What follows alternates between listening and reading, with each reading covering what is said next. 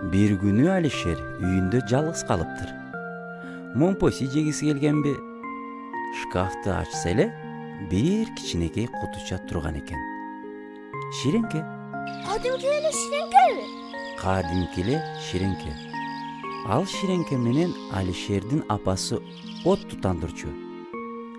Алишер да от жаккысы келиптир. Ширеңкенин бир талын алып туруп чагыптыр. Ошондо капысынан эле ширеңкенин учкуну жылт этип учуп чыгып, бөлмөнүн ичин аралап күйгүзө баштаптыр баарын. Ай, анан эмне болуптур я? Ашкана түтүнгө жалынга толуп чыгыптыр да, капысынан бир коркунучтуу үн угулуптур. Рахмат сага, Алишер, деген экен. Сен мени сыйкырдан куткардың. Мени ак көңүл сыйкырчы Асан кайгы сыйкырлап таштаган болчу. Ширеңкенин ичине салып койгон.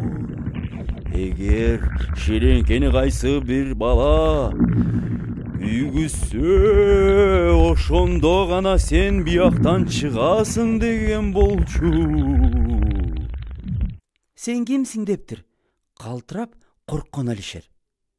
Мен кардуу сыйкырчы оттукмун, дептир. Алишер жүрөгү түшүп, эшикке чуркап чыгыптыр. Демек балдар, өрт чыгуунун дагы бир себебин көрдүк балдар. Деги эле коомдук жайлардагы өрттөрдө кандай иш-аракеттер жасашыбыз керек? Өз оюңарды айтып көргүлөчү балдар. Жана дагы төмөнгүдө мен берген класстык ишти аткарабыз. Таблицаны толтуруп, өрт өчүргүчтөрдө телефондон чакыруунун тартиптерин жазабыз. Имараттан өрт чыкканда төмөнкү жооптордун туура эмес белгилерин белгилейбиз.